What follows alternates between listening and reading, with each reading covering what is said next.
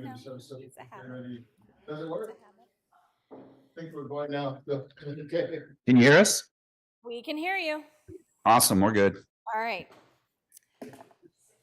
Welcome. We will begin the Santa Barbara County Association of Governments meeting for Thursday, May 18th, 2023. I'm Janelle Osborne, chair for the group, and I would love to have a readout of the Zoom before we, and the participation before we begin. Do you want me to call roll first? Yeah. Should I do roll call first? Oh, sure. Okay. It's, all of that's before roll call on the agenda. Oh, that's. I was following the agenda. But you can do roll call. Okay. For the roll call, Director Williams? Capps? You gotta- Hartman? Nelson? Lavanino? Here. Arona? Here. Julian? Here. King? He's here, but he's missing. Aguilera Hernandez? Here. Perotti? Here. Clark? Here. Rouse? Here. And Chair Osborne. Here. Okay, now do the Zoom reminders. Okay. For all the panelists, please remember to mute your mic when you're not speaking. If you'd like to comment, please use the raise your hand button. If you're an attendee, you will be listen-only mode. All attendees will remain in listen-only mode unless unmuted by SBCAG staff to provide public comment. Comments from the public are limited to 3 minutes per speaker. The public shall not be able to share their video or screen. When public comment is called on for an agenda item, attendees may use the raise your hand button to express desire to provide public comment for that item, and you will be unmuted when it is your turn. Those calling on the phone can dial *9 to raise your hand. Thank you. Let's rise and give the pledge.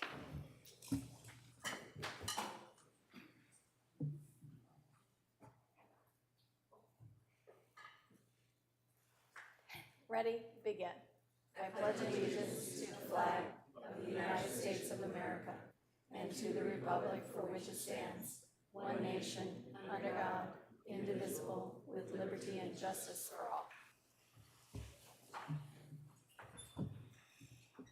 All right, item number 3, public comment. The public may address the Santa Barbara County Association of Governments on any subject within the jurisdiction of the board that is not included as part of this agenda. Comments shall be limited to no more than 15 minutes, divided among those desiring to speak, but no person shall speak longer than 3 minutes. Madam Clerk, do we have anyone who would like to speak for the general public comment? Chair Osborne, yes, we have one request for public comment by Mr. Scott Wenz.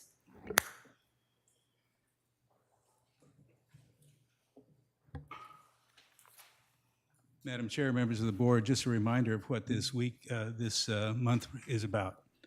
Scott Wenz, representing Cars Are Basic.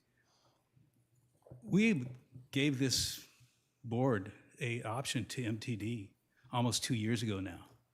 Not one individual, either board members or staff members, have bothered to call us up and ask about implementation. It's called getting rid of MTD and going to a private sector. It's been used in other locations throughout the world and done very, very efficiently. So, Madam Chair, asking you to respond to us, has any member of this board told Director Kern whether or not she's not to contact us? That's a pretty specific request. Now, the problem is that you have a crash in public transportation throughout the state of California. It's not just California, but other locations. Senator Wiener, who I have no respect for whatsoever, made a comment on 26th of April stating that, and this is a quote, public transportation in California is at an existential breakpoint, and he wants to spend $5 billion that the state of California does not have to support it. You only have to take one look, and that look is at San Francisco, San Jose, downtown Santa Barbara, Santa Monica, and other locations where it's not working. MTA is losing its light rail program. So this has to stop. And if you're not willing to engage the concept of doing away with a public organization that costs the taxpayers millions of dollars every single year, forget the retirement and the benefit packages, and you have an option before you that would replace it and do it efficiently and has been proven in other locations, why are you here then? If you're not willing to engage in that conversation, this board is useless. Thank you. Any other public comments? Chair Osborne, we have no request for public comment. Thank you. We will close general public comments and bring it back to the agenda. Item number 4 is closed session. We could read that into the record. Chair and directors, today the board is agendized to discuss 2 items in closed session. The first is conference with real property negotiators per Government Code 54956.8 for price and terms. The real property at issue is owned by the Union Pacific Railroad with assessor parcel numbers 007010001 and 007010003. The agency negotiators are SBCAG Executive Director Margie Kern and Fred Luna, Director of Project Delivery and Construction. And the second closed session item is conference with labor negotiators for the Executive Director per Government Code 54957.68. And the agency designated representatives are Chair Osborne and myself, Susan McKenzie, as SBCAG's legal counsel. And before we recess, I'd just like to make sure there's no public comment. All right. Do we have any requests for public comment?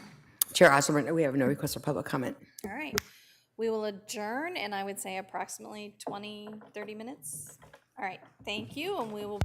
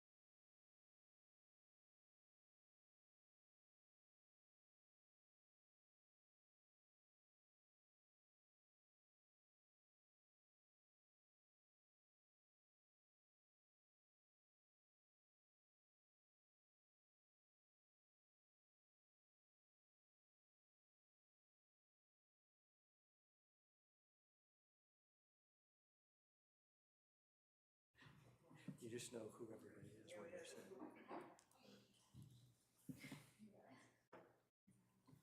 All right. Welcome back. We will reconvene the SBCAG meeting for Thursday, May 18th, 2023. We have a couple of additions that joined us during closed session.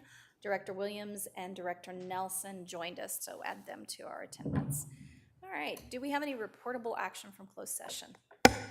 Chair and Director, today the board met in closed session to discuss two items: conference with real property negotiators for price and terms, and labor negotiations for the executive director. The board took no reportable action. Thank you. All right. Item 5 is approval of consent calendar. I know that Madam Clerk has 5J she must read into the record. Yes, and I also want to report that I've got a couple of edits to the minutes that was brought to my attention, so I'll amend those as well. And so we're going to go to item 5J. Prior to the board acting on item 5J, in accordance with Government Code Section 54953, subdivision C3, the executive director's salary shall be summarized verbally. The recommended action includes a 2.5% increase effective June 1st, pay period 13, which would result in a change to the annual salary from $239,711 to approximately $245,705. 5J, performance-based salary adjustment for the executive director. Receive a report on a 2.5% performance-based salary increase effective June 1st, 2023, as required under Section 5 of the Agreement of Employment between Santa Barbara County Association of Governments and Marjorie C. Kern, Executive Director, for overall very good performance. All right. Do we have any requests for public comment on consent calendar? Yes, Chair Osborne, on consent item 5E, Mr. Scott Wentz, and also on consent item 5I, Mr. Scott Wentz. All right. Public comment? Do you want me to read those into the record first? Sure. Okay. 5E, Santa Barbara County Transit Advisory Committee, SBCAG appointment. Appoint Matt LaRocca to serve on the Santa Barbara County Transit Advisory Committee. And Mr. Wentz, come up.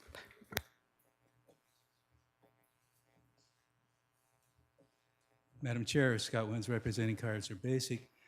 This is not a comment on Mr. LaRocca. This is a comment on the process. Again, if you remember what I said about MTD and our proposal to this organization before, Mr. LaRocca is being appointed as a handicapped representative for MTD. Well, Kaiser Basic has brought to you a program that has a point-to-point delivery, which is faster and easier for those individuals. So why is he even being appointed to MTD to do this when you have an option over here that says, hey, this is better? It's because the process is broken down. Thank you. And next for public comment is item 6I, funding agreement with Santa Barbara MTD. Approve and authorize the chair to execute a second amendment to the funding agreement with Santa Barbara MTD to extend the period of performance for 6 months ending December 31st, 2023, or upon approval of a time extension by the California Transportation Commission to end January 31st, 2026, without a change in the total amount. In public comment, Mr. Scott Wentz. I believe you meant 5I. It's okay. Again, Madam Chair, Scott Wins representing Kaiser Basic. You want to continue funding an organization that is failing and has failed.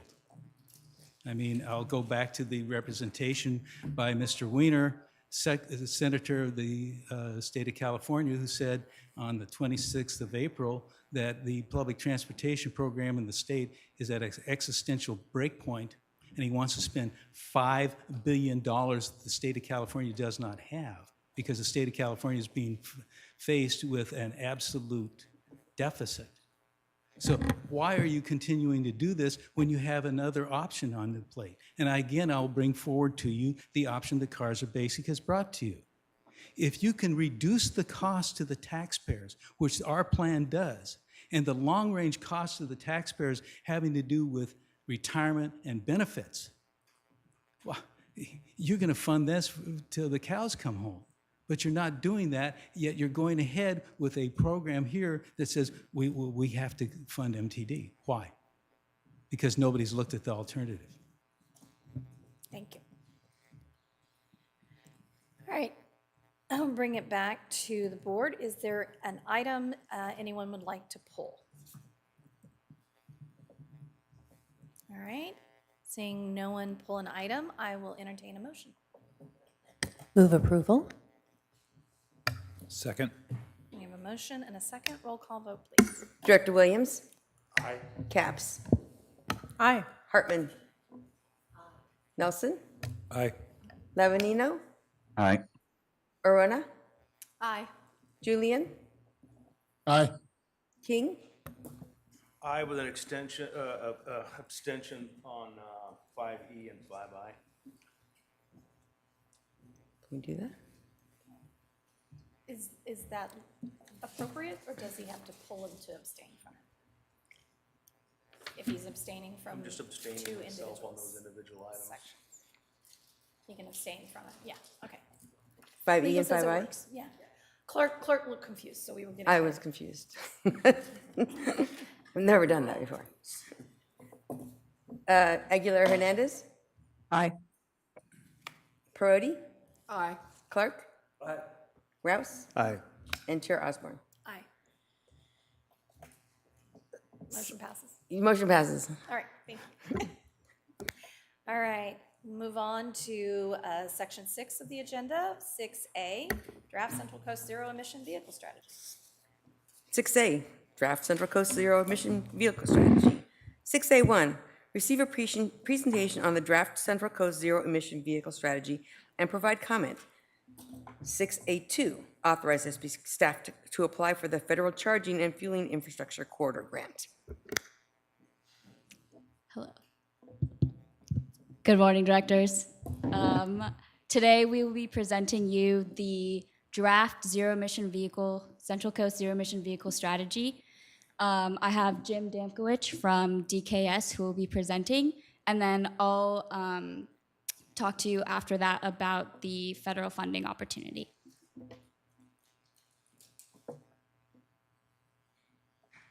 Madam Chair, members of the board, Jim Damkowicz with DKS. And this will be a quick presentation. I know all of you have seen some of this already, so I'll try to be brief. Next slide. So the main point today is that the draft plan is available. It's the public review draft. It's available on our website. We're calling it the phase 2 part of our public input. I'll be talking about the first phase and what we heard from the public part of the presentation. But just to remind everyone that the close of the public review period closes on June 9th. And so please visit the website and provide input. We have a nice interactive web-based map and tool to provide input on where the siting recommendations are. So next slide. So the funding partners or project partners were obviously SBCAG, but also included SLOCOG in San Luis Obispo and the AMBAG region, which includes San Benito, Santa Cruz, and Monterey County. And the consultant team, I'll introduce Stantec and Frontier Energy. They were very strategic partners in this effort, all doing very good work in the world of electromobility. Next slide. So again, it was a sustainable planning grant from Caltrans that funded this project with in-kind contributions from the 3 participating agencies. This plan fits very nicely within the criteria for that program. So it's no surprise that it was selected for funding. Thanks. So today I'll give a project overview, existing conditions, which I believe you've already seen, talk about future needs, which is the new aspect, the gap analysis, and the siting recommendations, and give you an overview of the first phase of the public input that we received. So project objectives, and this is very important to keep in mind. This study focused on zero-emission vehicle infrastructure as it relates to unincorporated areas only, and which facilitates interregional travel, and interregional travel by the public, interregional travel by transit, so that's your Clean Air Express and Coastal Express, as well as goods movement. So we're not focused on the cities. There's been a lot of work in this county and throughout the Central Coast on bringing electric vehicle technology and infrastructure to the Central Coast. The Air District, Santa Barbara APCD has done a lot of great work. There's the Central Coast Clean Cities Coalition focusing on the cities, but the area that was really missing in terms of gaps and infrastructure needs was the unincorporated areas that facilitate intercity travel in the Central Coast. So existing conditions, real quick. So we wanted to mesh our program with focus on interregional travel with the National Electric Vehicle Infrastructure Program, otherwise known as NEVI. There was a lot of funding, which we'll talk about later in the presentation, that we wanted to make sure all the Central Coast agencies were in line to be go after competitive grant funding, which is the name of the game. So existing EV chargers, and this is probably timestamp 6-7 months ago, and it's probably changed. It's moving really fast in terms of the market penetration of electric vehicles, and the infrastructure is trying to catch up. But in terms of the unincorporated area, you can see that, and this is public chargers, and there's two types, level 2, which is slow, DC fast chargers, which are fast. And I will say this study focuses on DC fast chargers because for interregional travel, nobody can sit around for 6 and 8 hours to wait for their vehicle. It has to be quick. So that's the requirements are different and so on and so forth. But you can see of roughly 400 existing plugs, if you will. In the unincorporated area, about 25% of that is in unincorporated areas. Next slide. And you can see part of the NEVI program, they're focusing on a 1-mile buffer around interchanges of high priority state facilities typically. So we're specifically trying to find good siting locations at interchanges within a 1-mile buffer. Now, obviously, when you get to exact locations where these chargers go, it gets more complicated in terms of design and siting. But so our job is to just find those 1-mile buffers that make the most sense to put future charging stations. Next slide. So future needs. This is the new stuff. So in terms of what we think we're going to need, we relied on the California Energy Commission. They do forecasts of electric charging needs every 2 years. We're relying on the previous forecast. They're probably about 3 to 4 months away from issuing their updated forecasts. We're expecting some changes, but not too significant, hopefully. But so once they provide the overall needs, our analysis pertained to, well, how much of that need is in the unincorporated areas within a 1-mile buffer of primary interchanges or intersections, and then how do we allocate those needs? So it's a location allocation type problem. We heard from our focus groups, so everybody's got some very informed opinions about this. So the focus groups had their input. We received a lot of great input from the public, and then we did our own technical analysis. We amalgamated that all together, and that formed our recommendations. Next slide. So this is just more about the CEC and their projections. We have been in communication with them. They think level 2 charging needs are going to decrease relative to the DC fast chargers. That makes a lot of sense for our study since we're focusing only on DC fast chargers. And obviously workplace and multifamily charging stations are going to increase. Those are on the private side. This is for public infrastructure for the general public. So we got to keep those two things in mind when we move forward. Next slide. So what does that mean? So right now, at least when we took our snapshot, there was 47 existing plugs in the unincorporated areas of Santa Barbara County, in the Central Coast. And basically the CEC and our analysis suggests that we'll need about 300 additional plugs to meet needs. Next slide. So this is the same graph, but just including the cities, the incorporated areas. So these are all public plugs, but you can see the lion's share of the need is in the cities, but we can't forget about those unincorporated areas for interregional and regional travel.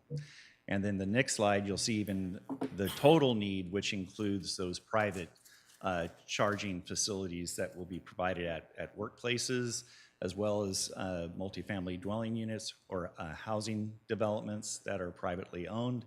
And I think everyone should know that, you know, the equity issues are there with respect to electromobility.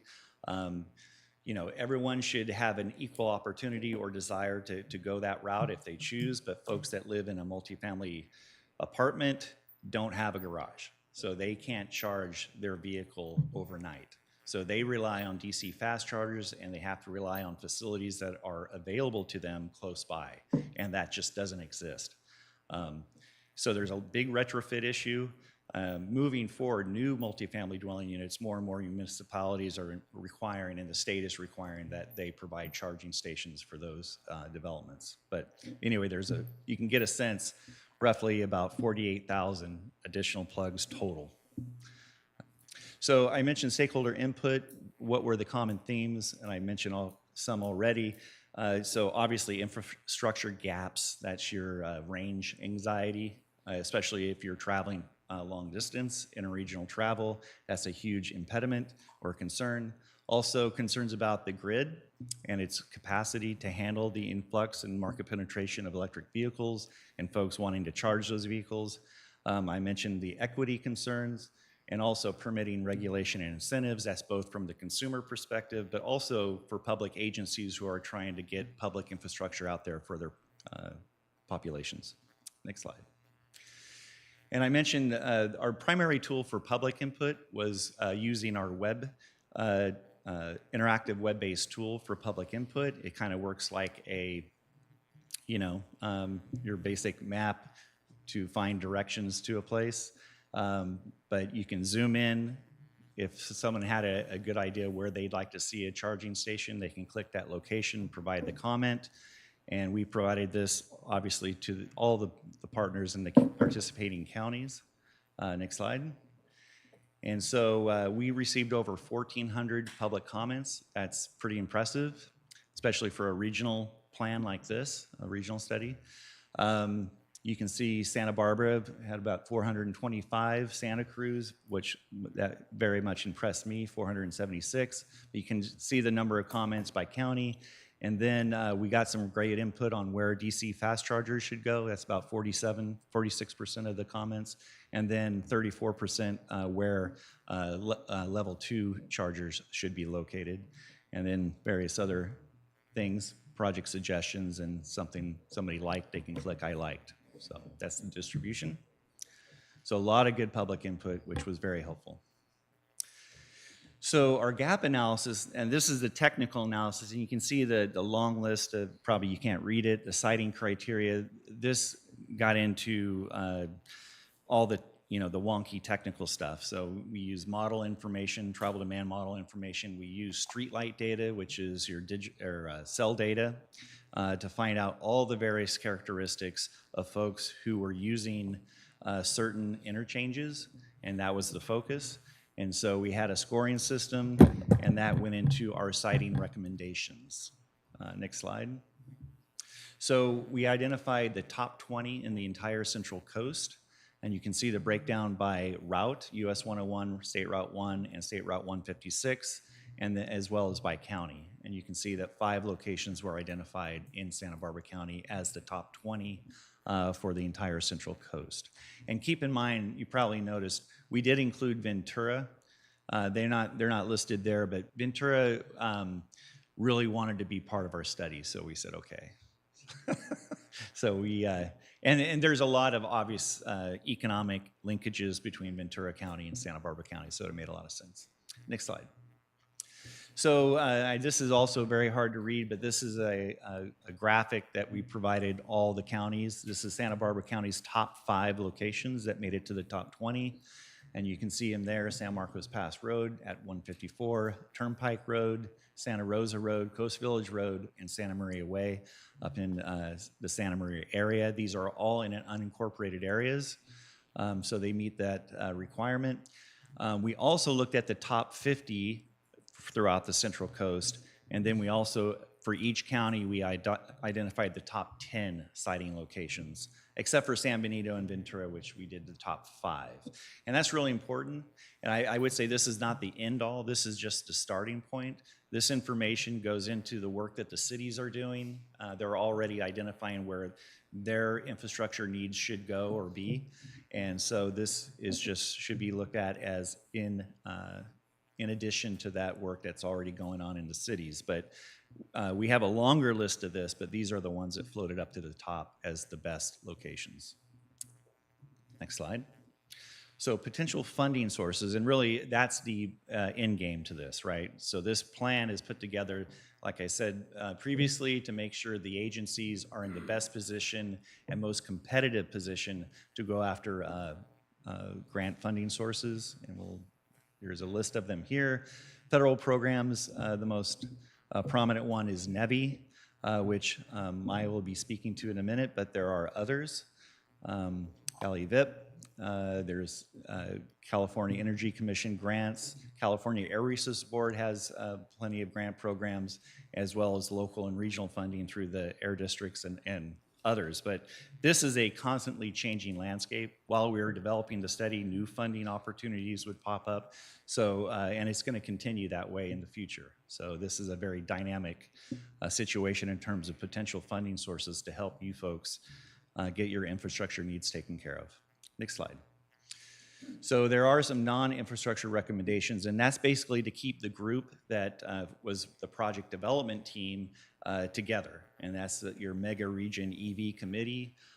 So that would include all 6 counties, and their task with that important task of keeping their eye on this ever-changing landscape as it relates to legislative changes, funding programs, learning from each other in terms of how to be more competitive to go after those grant programs, so on and so forth. Last but not least, another key initiative is to get designated as an alternative fuel corridor, and I'll speak to that in a second. So the NEVI funding, which is $7.5 billion for the state of California, $5 billion of that is given to Caltrans to basically allocate and as part, for federal highways. But the Caltrans system is that they are designating roadways as alternative fuel corridors. And you have to get that designation to be eligible for that $5 billion.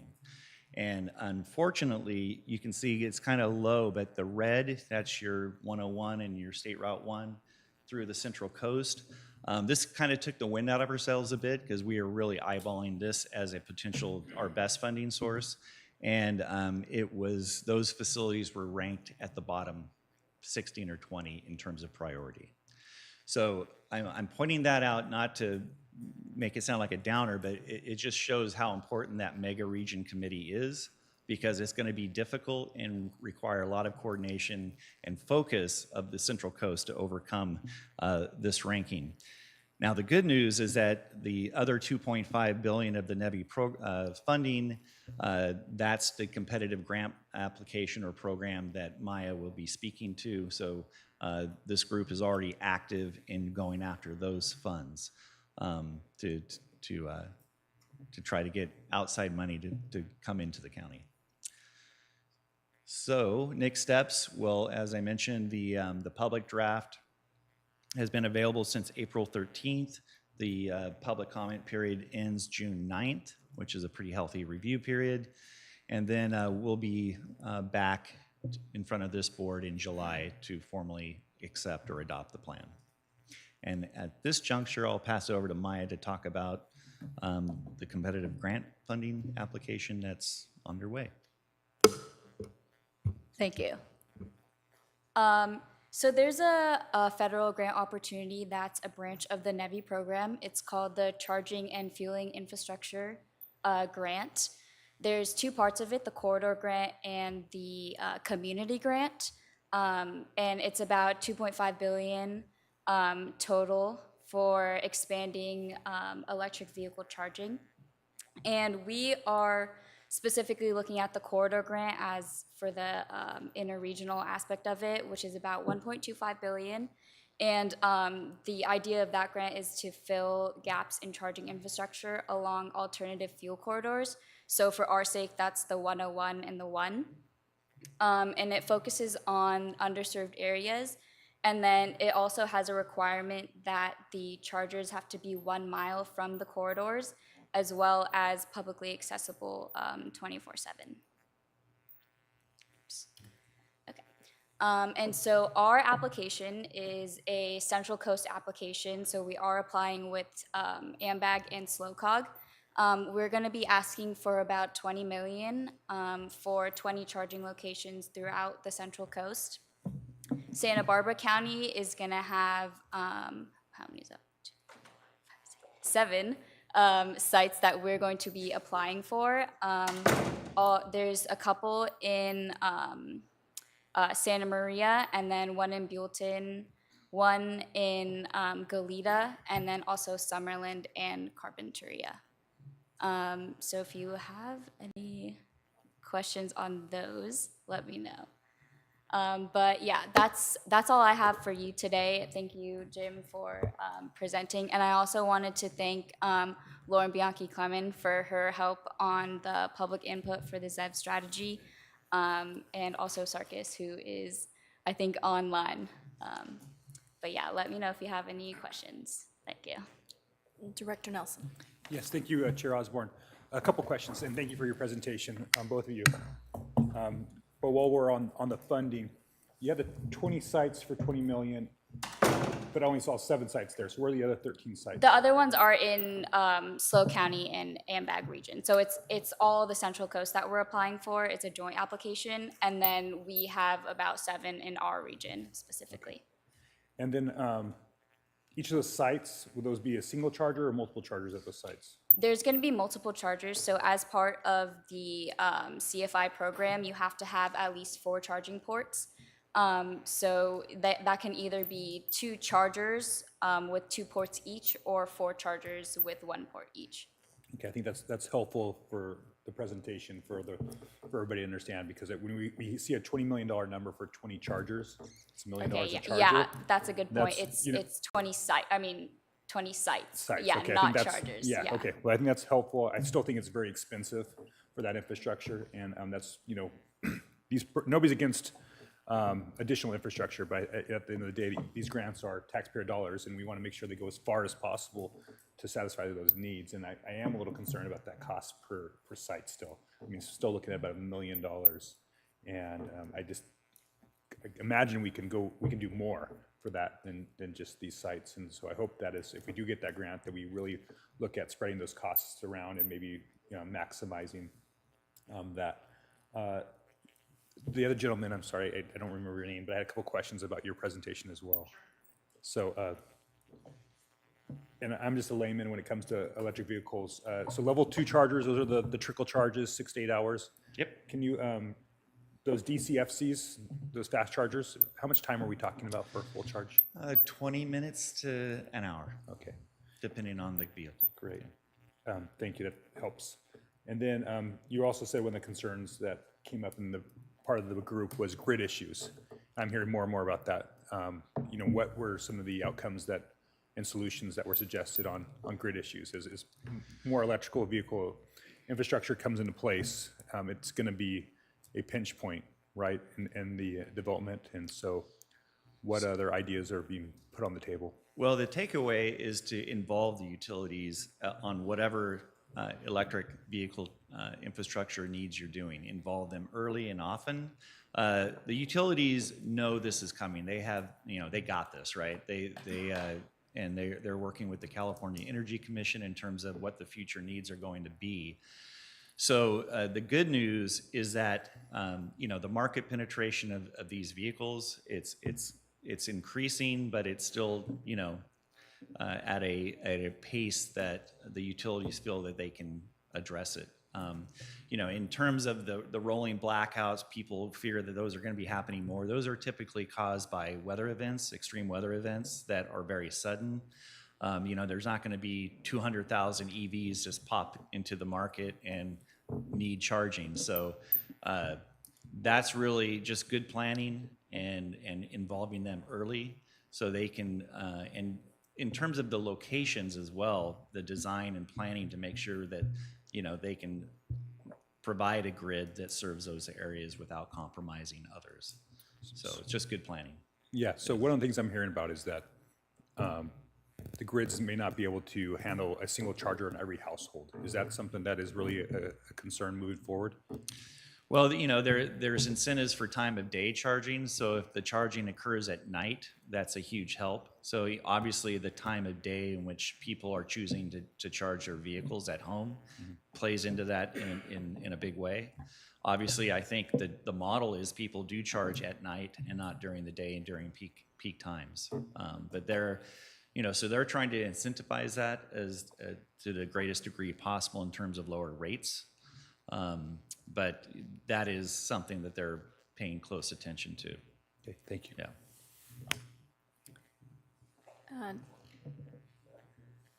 Yes. Wait, turn your mic on. I do have a couple of questions for you. Has anybody done the math on how many amps each one of these chargers is drawing? Amps, I can give you kilowatts. But what is the kilowatts on that? Well, so a level 2 is about 6 kilowatts, and a DC fast charger ranges from 50 to 350. And the NEVI program is focusing on hoping to get that 350 number.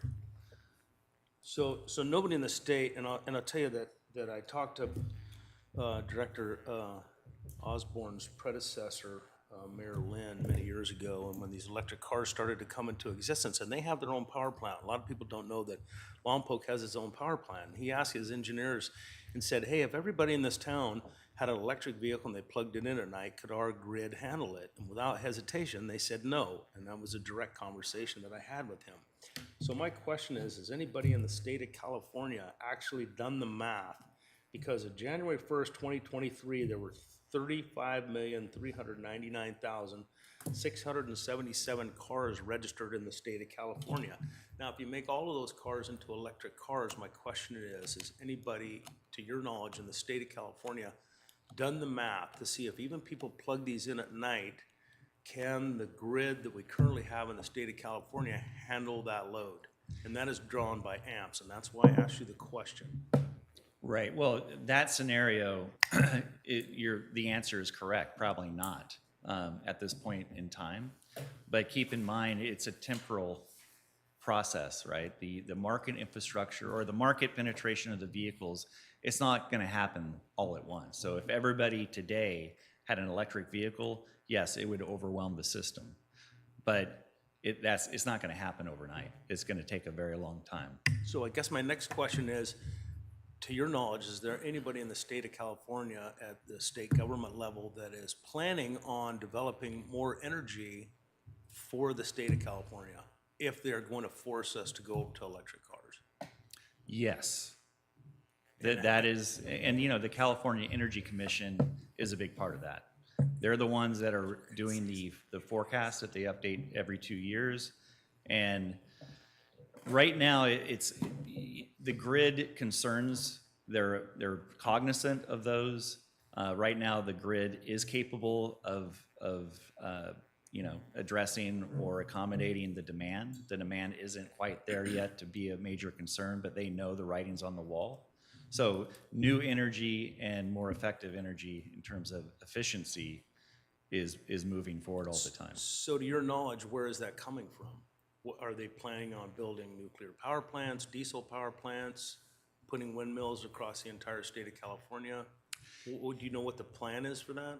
Yeah, I would have to get back to you about the specifics of that and where they see the low-hanging fruit in terms of new energy. Moves through the queue, that's when we're, and with the board's approval from the strategic plan of how we allocate those funds, moving it forward. So it may not be the exact percentage that was approved by the voters. It's a 40-year program, so it's going to fluctuate based on. Yeah, I get that. Yeah, okay. I'm just asking for a number and a percentage. Yeah, I know, and I'm sorry, but that wasn't, it's in there, but we'd have to I've calculate been it to asking get it it up. almost every time this comes up. I'm bringing it up because I want to make sure we understand it. So I think it's something that should be anticipated in the future that Okay. I'm going to be interested in. And I think I don't recall this being asked before, but I apologize if it No, it's was. okay. And we will get that answer to you probably, and we'll send it to the entire board. Yeah, I think that's important as part of the Yeah. discussion.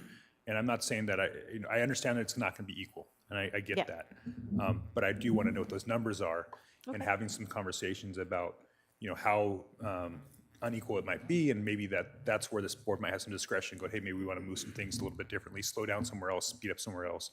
Again, those are those levers that I think as a discretionary action by this body that we should be able to have those numbers so that we can say, hey, is this right for us right now, or is it something else? And Madam Chairperson, via the chair, that those are the types of decisions we deal with in the strategic plan.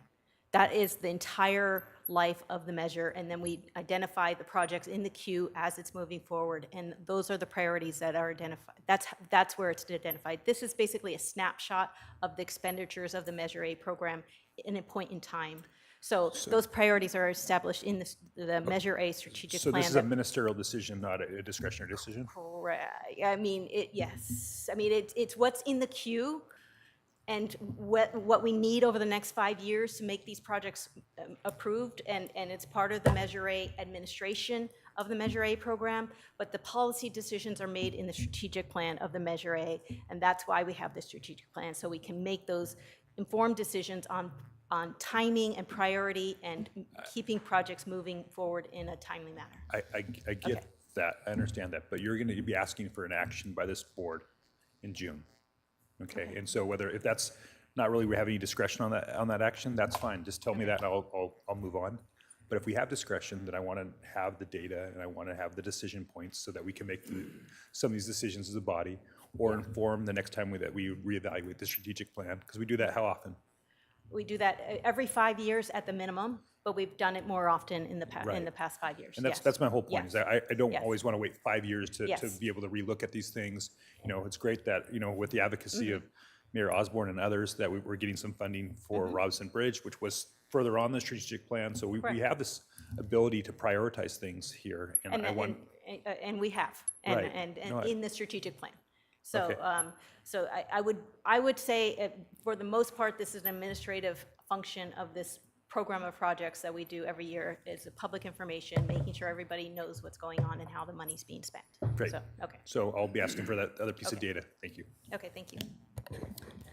And maybe the way to solve this is when was the next time that we would be reviewing the strategic plan? We were hoping, not hoping, we want the answer of the funding decision that's going to happen. Sarkis would have the day and the time and the moment, I think it's. I know, the like, countdown. He has a countdown on his phone. But within the next month, we'll have the staff recommendations of the CTC decision-making. So we were going to update it after that decision-making was done. So then we know what's left of the 101 that needs to be accomplished and what we can do from there. So it's in the fiscal year 23, 24 to get, to update the strategic plan. And I don't mean to make this meeting any longer than it has to be, but what I don't understand is we already have a number that we're spending out of Measure A funds. Correct. For the 101 widening. So Correct. the CTC's decision really, it doesn't necessarily impact It doesn't. the regional I mean, funds. but it's the timing of it, it's the cash flow of it, and it's the, how we use those funds moving forward. So, yeah, so it's pulling a It's thread. informed by it. Yes. Okay, thank you. It's all encompassing. Chair Osborne, I also have Mr. Kachek on the web, the Zoom meeting. And he's got his hand raised. Yeah, just to piggyback real quick, we're gonna know how much funding the California Transportation Commission is gonna be approving for the 101 corridor in June. And so we submitted different packages to the commission to complete the corridor. So that, as Director Kern was mentioning, depending on what that amount is, that will impact our ability to deliver the remaining portions of the corridor. And that will feed into the strategic plan to help us identify the entire package of Measure A projects. That help? Okay. Madam Chair, if I may, I'm sorry to drag this out, but I'm going to do this real quick. We've been trying to get the San Ynez River Trail in San Ynez Valley for at least 2008 when I first got on the council. Is there any possibility that when you go back and look at these numbers, that maybe some of the, excuse me, long-term funding could be moved into, say, at least the preliminary, as we're trying to start this trail in the city of Buellton, and that's going to cost about $2.2 million, if my memory serves me. And our alternate transportation just for the city of Buellton is about 600,000 and change.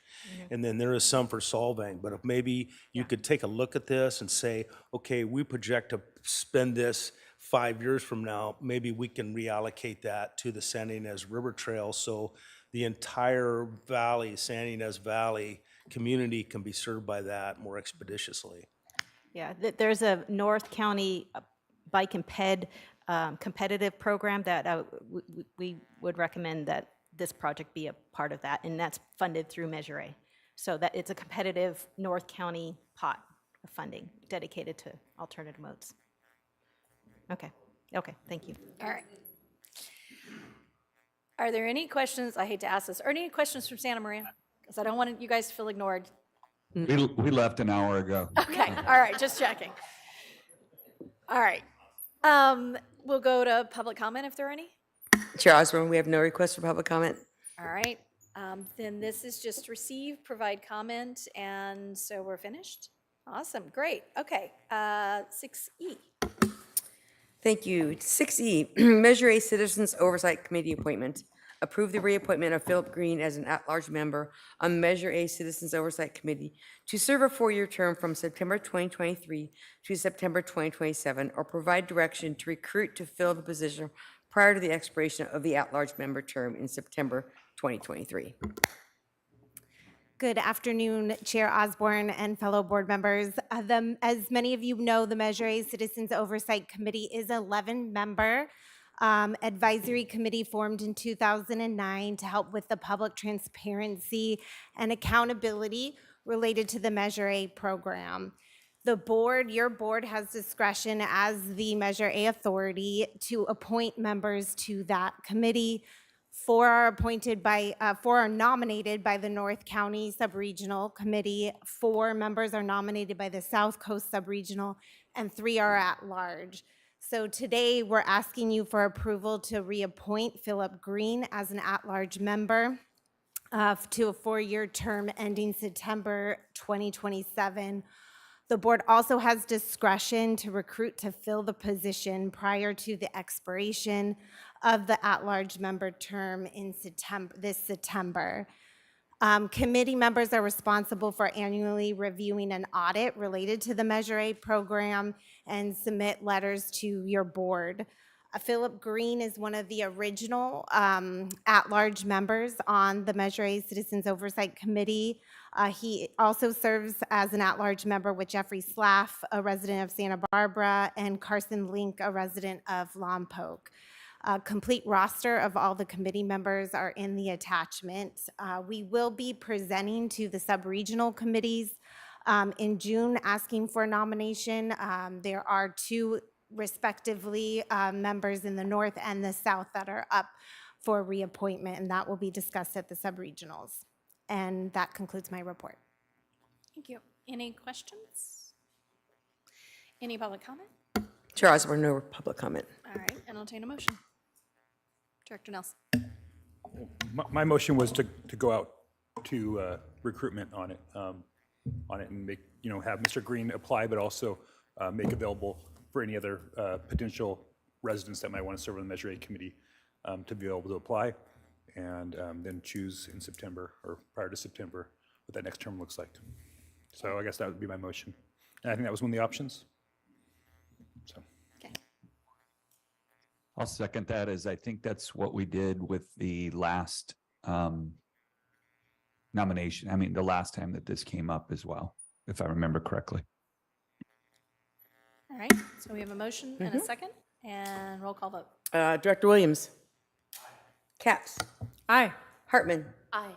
Nelson. Aye. Levanino. Aye. Arona. Aye. Julian. Aye. King. Aye. Aguilera Hernandez. Aye. Perotti. Aye. Clark. Rouse. Aye. And Chair Osborne. Aye. Motion passes 13-0. All righty. If anyone must speak for 1 minute, I'm just kidding. You're welcome to give a 1 minute report. Director Hartman. San Ynez Valley open streets on Sunday, and it's going to be in Buellton, and it's going to be great. All right. Anybody in North County? All right, we'll close 1 minute and bring it back to our executive director. Yes, bear with me. I do have a long list, and I'll make it very brief. First thing is Feinstein and Padilla included a request for congressional directed spending for the Cabrillo project in Santa Barbara, the East Cabrillo Boulevard pedestrian bicycle improvements, roadway roundabout, and replacement of the Union Pacific Railroad Bridge. That's potentially a $3 to $4 million congressional directed spending. That's the first step in the process, and it will go through the decision-making process as we go, but we'll keep the board informed of that. I want to thank Director Julian for hosting a meeting with the Caltrans on the projects that are happening in Guadalupe. This is a huge undertaking. I think there's 4 or 5 or 6 projects happening in the same vicinity, so we're trying to consolidate some of them to make it easier on all parties involved. So thank you, Director Julian. We did receive the $1 million for the broadband implementation that was approved a couple weeks ago. Thank you to the county for initiating the grant application. We are pursuing the legislation to change the eligibility so SBCAG can apply in the future grant opportunities, but we got that one approved. The new freeway service patrol began last Sunday. We're having a trial period of trying to alleviate traffic congestion on Sundays because it's just as bad as during the week. And so we're trying out the freeway service patrols to get those accidents out of the way so traffic can flow freely. Again, the action-packed week for Cyclemania, Open Streets is happening, as well as I want to give the Mayor's Ride a plug as well. We're doing a Mayor's Ride May 31st from Henry's Beach up Las Positas from 2 to 4. If anybody else any of the board wants to join us, please do. May 31st, 2 to 4. I just got a text that the CTC allocated the funding for 4D North. So that project's going to start next month, and so that's a big major milestone. And then last but not least, Sarkis also texted me just a couple minutes ago that June 8th at 5 p.m. we'll have the staff recommendations for the next funding cycle, and we'll let you know how it goes. Thank you. Thank you. Caltrans, are you still on the line? Do you have any updates for us? Yes, good afternoon now. Now we're in the afternoon era. Brandy Ryder, I'm the Transportation Planning Office Chief, and so I'll be here giving a couple announcements on Scott's behalf. The first announcement is the construction is going to be beginning this month, May 22nd, on the Alamo Pintado Creek pedestrian bridge along State Route 154 in Los Olivos. The project will be removing a retaining wall. It'll also install rock slope protection. The bridge will be closed to all pedestrians, bicyclists, and equestrians during construction. As more information becomes available, we'll be releasing press releases in regards to anything related to the construction of this project. I did want to also let you guys know that you've probably seen the press releases for the I-5 overnight closure. All lanes are closed overnight on the southbound I-5 in northern Los Angeles. This is primarily to deal with a landslide that was part of a storm damage, and so it's emergency work. And those dates for the overnight closure it was the 15th, 16th, and 17th. It's today, the 18th, and then on Saturday, May 20th. Those are the dates for the overnight closure. So you may see an uptick in traffic on 101. And then finally, my last update is that we recently, both in District 5 as well in Sacramento, hosted our Caltrans Memorial for our fallen highway workers. This is the 33rd annual Workers Memorial. We honored 2 individuals that were killed in 2022, Ali Shabazz and Kwanda Magadi. And, this is a reminder that for drivers to be aware, be work zone alert. You have a lot of construction, well over $1 billion in District 5, and move over campaigns to just be hyper aware when they see flashing amber lights or construction in work zones. And with that, I'll conclude my announcements and be willing to entertain any questions if anybody has any. Any questions? Just have one brief one because I want to be able to go to my constituents in Cuyama. Is there any projected opening date for the 33 between Ojai and Cuyama? You know what? I'll have to get back to you because I don't know that specific date. Great, thank you. All right, thank you for that. Do either Director Nesson or Director Williams have any reports for Calvans or Lausanne? Just, a brief one. There's been a lot of pedestrian strikes, in recent weeks. So, it's just one of those things that we want to increase the education about it. It's, people dying, often under the influence. I don't call it suicide by train because I think a lot of them are just living there and maybe messed up. But it should add also some urgency to our efforts to bring people into temporary housing away from encampments. But literally, because I'm on the board, I get every single notice, and it's just like heart-wrenching how many people die on a monthly basis doing that. Also, we're encountering some challenges in the Orange County to San Diego County area with the slides, but the service is open, in our area and between here and the Los Angeles area. Thank you. Things are plugging along at Calvans. One of the big issues is a backlog in vans. It's significant. I think we have orders on over 500 vans and that we're still waiting on. And so we're now moving towards actually allowing some of our partners to actually purchase vans, then donate them to Calvans to then lease them back to them because it's such a huge demand. I talked to one farmer that said that he's been asking for 75 for quite some time, or a labor contractor, and he could go to 100 easily. And that's just one operator. So it's a program in high demand throughout the state. It has almost unlimited capacity, but there's a lack of vans out there, and that continues to be a problem. The thing that might be interesting to get into this board is we are looking at electrification of a couple of vans so that we can start to pilot that as the state conversations happen about forced electrification. Is it even plausible for these types of vans? And these will be vans that will be taking out the current engines and actually replacing them. So it'll be retrofits. So this is something that's out there that a lot of other people are thinking about is, can we electrify already gasoline vehicles moving forward? So that's something that Calvans is going to be exploring and moving forward with, and hopefully be a leader in the state as we move forward on further conversations. Thank you for that. All right, I appreciate everybody's patience. I apologize to those of you that go on to APCD for your 30-minute lunch break, but we will adjourn for the next meeting until June 15th, 2023 in Santa Maria. Thank you so very much.